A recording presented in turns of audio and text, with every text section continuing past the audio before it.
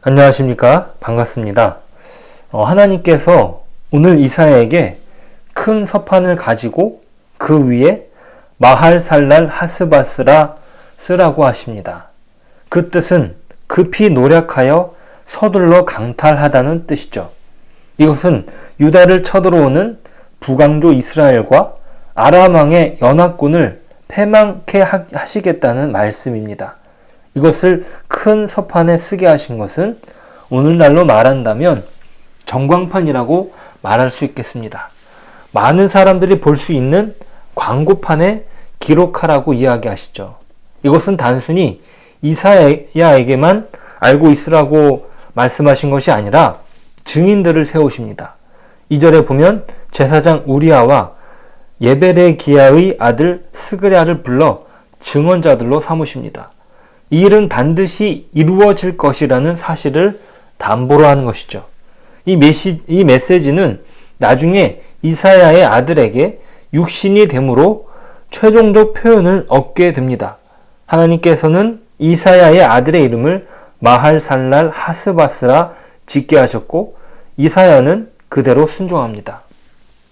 실제로 4절에서 기록된 것처럼 4절을 보시면 이는 이 아이가 내 아빠, 내 엄마라 부를 줄 알기 전에 다메섹의 재물과 사마리아의 노략물이 아수르 왕 앞에 옮겨질 것임이라 하시니라 고 했는데 다메섹은 아람의 수도고 사마리아의 수도는 북왕조 이스라엘의 수도입니다.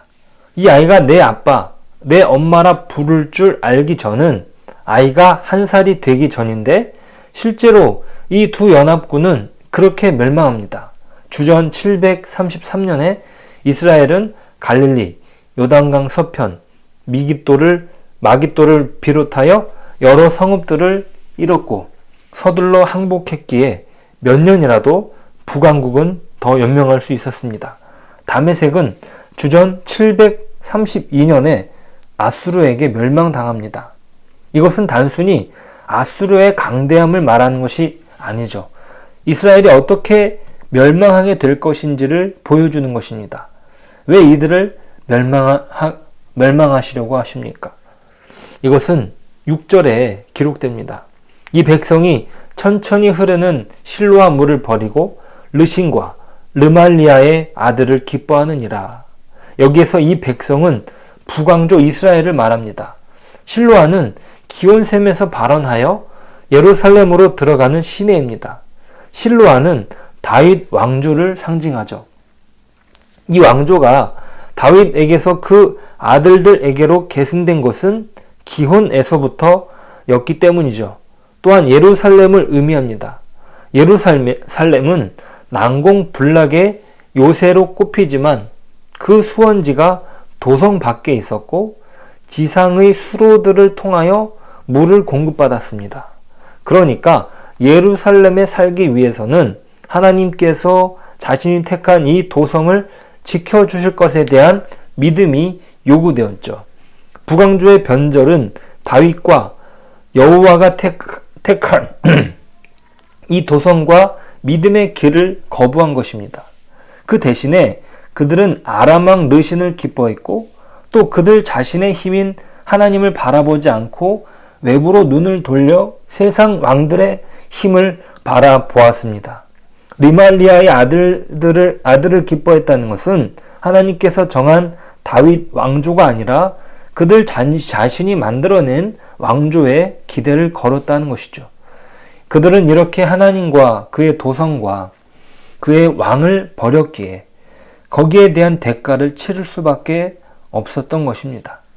그런데 이 말씀이 이사야에게 주어진 것은 유다의 운명도 그렇게 밝지만은 않았기 때문이에요. 왜냐하면 멸망을 앞둔 북왕조 이스라엘과 마찬가지로 하나님을 의지하지 않고 세상을 의지했기 때문이죠. 그들이 실로아 물을 버리고 유프라테스 강을 택하였기 때문입니다. 그래서 북이스라엘을 덮쳤던 그 아수르의 강물이 넘쳐 흐르게 됩니다. 8절에 그 결과를 보여주시죠. 이사야 8장 8절. 흘러 유다에 들어와서 가득하여 목에까지 미치리라. 임마누엘이여 그가 펴는 날개가 내 땅에 가득하리라 하셨느니라. 북이스라엘을 엄몰했던 범람한 강물은 유다로 밀려 들어옵니다. 왜냐하면 그것은 그들을 진정으로 보호해줄 힘이 아니었기 때문이죠. 결국에 그들을 삼켜 버릴 것입니다. 하지만 그 위협은 멈추어 세우는 것도 불가능한데 흘러 들어와 가득하였던 것이죠. 목에 미치는 정도에서 그칩니다. 이것이 유다에 임한 하나님의 임마누엘입니다. 그들이 마땅히 이스라엘과 동일한 운명을 맞게 될 것이지만 하나님께서 베푸신 은혜로 말미암아 그들은 남겨질 것입니다. 문제는 아하스가 하나님을 외면하는 잘못을 범했다는 것이죠. 왜 그렇게 한 것일까요? 그것은 실로와 물이 한심해서 그런 것입니다. 그는 하나님의 나라를 지키는 왕이요, 하나님께서 인정하시는 왕권을 지키는 자입니다. 그는 기대하기를 하나님의 보호하심과 함께하심은 세상 나라의 세력보다 더 커야 되지 않겠느냐고 생각했을 것이에요. 그것이 오늘 본문의 실로와 물을 버리고 흉용하고 창렬한 큰 하수, 곧 유프라테스 강을 택한 이유인 것이죠. 그러니까 옛 아수르의 도움을 요청한 것입니다. 왜 그 도움을 요청한 것입니까? 하나님의 도움은 천천히 흐르는 실로한 물 같고 저 아수르는 창이라고 흉용한 유프라테스 같아서 택했다는 것이에요. 아하스의 생각에는 하나님의 보호하심과 간섭하심은 세상적 차원에서도 우월해야 된다고 기대했던 것이죠. 그것이 안 되니 하나님을 외면한 것입니다. 이것은 아하스만의 문제가 아니고 오늘날 모든 성도들에게 있어서도 동일한 문제가 됩니다. 예수님을 믿고 하나님의 자녀가 되어서 신앙적인 헌신을 제대로 하면 하나님께서 흉용한 하수가 되게 할 것이라는 기대를 하지 않을까 그러는 것이죠. 하나님이 일하시는 방법에 대하여 우리의 인간적인 종교심이 성경이 얘기하는 것과 다른 우리의 기대와 잘못 접목되어서 우리가 기대하는 식의 보상을 원하고 그렇지 않을 때 우리는 하나님을 쉽게 외면하게 되는 것입니다. 그렇다면 우리가 생각해야 하는 실로와 물은 어떻게 이해할 수 있을까요? 그것은 같은 이사야 55장에 가면 이해할 수 있습니다. 55장 8절부터 11절입니다. 이는 내 생각이 너희의 생각과 다르며 내 길은 너희의 길과 다름이니라. 여호와의 말씀이니라. 이는 하늘이 땅보다 높음 같이 내 길은 너희의 길보다 높으며 내 생각은 너희의 생각보다 높으니라. 이는 비와 눈이 하늘로부터 내려서 그리로 되돌아가지 아니하고 땅을 적셔서 소출이 나게 하며 싹이 나게 하며 하여 파종하는 자에게는 종자를 주며 먹는 자에게는 양식을 줌과 같이 내 입에서 나가는 말도 이와 같이 헛되이 내게로 되돌아오지 아니하고 나의 기뻐하는 뜻을 이루며 내가 보낸 일에 형통하리라. 이 말씀은 무슨 말씀입니까? 너희들이 생각하는 것과 나의 길은 다르다는 거 하시죠. 그 생각은 다름 아니라 그 하나님 말씀하신 생각은 비와 눈이 하늘로부터 내려서 그리로 되돌아가지 않고 땅을 적셔서 소출이 나고 싹이 나고 파종하는 자에게 종자를 주신다는 것이에요. 이게 무슨 말입니까? 우리의 일상을 말해줍니다. 우리가 지금 살고 있는 현실을 말해주죠. 그런데 아하스가 바라는 유프라테스 강은 무엇입니까? 아마도 그것은 자신의 왕권이 알렉산더 같고 징기스탄 같아야 된다고 생각한 것이 아니었던가 싶어요. 사람의 종교는 더 위대하고 더 거대한 무엇을 만들어냅니다. 전에 제가 어느 산 꼭대기에 절에 있는 거대한 불상을 만난 적이 있어요. 이 대웅전에 자리 잡은 거대한 불상은 사람들에게 위압감을 줍니다.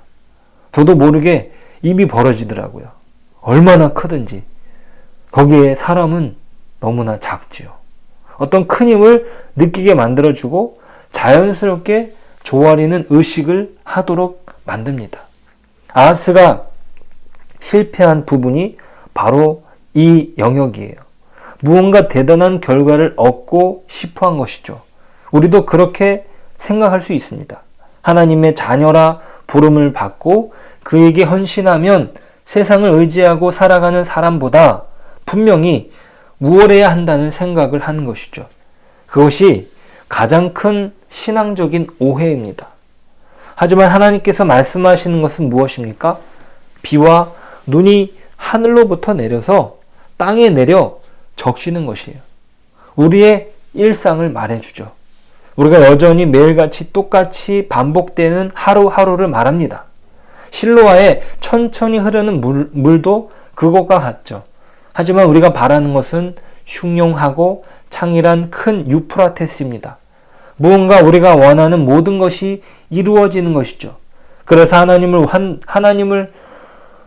하나님께서 하시면 그것만큼 더 좋은 일은 없으니까요. 우리가 그렇게 좋은 것들을 가지고 하나님의 일을 한다면요, 더 좋은 게 없는 것이죠. 그렇지 않습니까? 우리에게 더 많은 재물이 있다면 교회를 세우는데 사용할 텐데, 우리에게 그런 재물이나 능력을 주시지 않는지 우리는 그렇게 생각합니다. 주님께 영광을 돌리는데 필요한 것들을 왜 주시지 않는가? 왜 아무것도 특별한 것 같지 않은 하루하루가 계속 반복되는지 우리는 고민한다는 것이죠. 자, 우리에게 반복되는 일상은요, 곧 하나님께서 우리를 이 땅에서 부르셨다는 사실을 더욱 분명하게 해줍니다. 단순히 하나님께서 원하시는 것은 어떤 특별한 은혜를 베푸셔서 우리를 특별하게 만드시는 것이 아니라 오히려 우리의 평범한 일상 속에서 하나님의 은혜를 누리며 살아가는 하나님의 사람들로 세우신다는 것입니다. 이러한 대표적인 인물을 아브라함이라고 말할 수 있습니다. 사실 우리는 믿음의 대단한 조상의 한 사람으로 아브라함을 생각하고 그의 위인적인 믿음, 영웅적인 믿음을 가져오길 원합니다. 하지만 오히려 그는 아주 평범한 삶을 살았던 인물입니다. 그에게 있어서 성경이 말하는 것은 아브라함은 세상적 근거와 힘을 끊고 하나님을 근거로 그 은혜로 살아가는 삶을 부름받았다는 것이죠.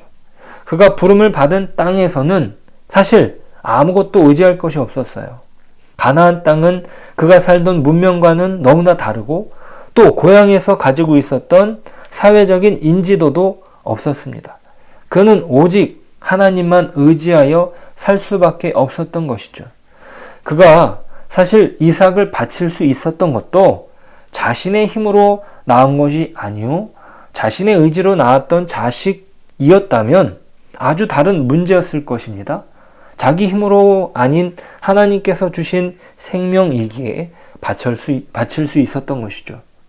세상적인 힘으로 생명이 태어나는 것이 아니라는 사실을 깨달은 것입니다. 하나님의 법, 하나님의 통치 속에 산다는 것을 이해했던 것이에요. 여기에서 우리가 분명히 확인하는 것은 아브라함은 굉장히 평범했다는 사실이에요. 그는 나라를 세운 것도 아니요, 또 나라를 구한 것도 아닙니다. 큰 일을 행한 것도 아닌 백살을 넘게 살면서 나그네로서 의지할 것 없이 쓸쓸하게 외롭게 살았습니다. 아브라함에게 대단한 면은 한 군데도 없어요. 오히려 그는 그저 떠돌이 인생을 살다가 죽고 만 것이죠. 성경은 그를 왜 대표자로 세우냐면 아브라함 안에서 무엇을 이루었는가 보라는 것이에요. 하나님께서는 아브라함을 훈련시키는데 그의 전 생애를 사용하십니다. 그것으로 인하여 그는 하나님의 통치에 순종하는 새 사람으로 살았던 것이죠. 자기가 자기를 다스리는 삶에서부터 하나님의 통치 아래 사는 삶을 살았던 것이죠. 그렇게 되기까지 그의 전 생애가 필요한 것이에요. 그것이 그의 일상이었던 것이죠. 평범한 일상 말이에요. 우리가 구할 것은요, 어떤 특별한 은혜가 아니에요. 창이라고 흉용한 유프라테스가 아니라 잔잔히 흐르는 실로와 시내입니다. 그 안에서 하나님의 돌보심 가운데, 하나님의 통치 가운데 머무는 것이 필요한 것이죠. 하나님은 우리를 보실 때에 우리 자신을 그 목적으로 삼으시고 우리를 그 구원의 계획의 대상으로 삼으셨다는 것이에요. 이것은 아주 중요한 내용입니다.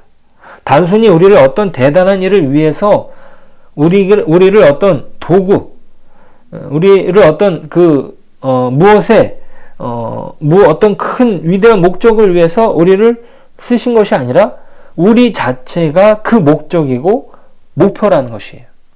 그것을 위해서 기다려주시고 또 임마누엘로 약속하신 예수 그리스도를 보내신 것이죠.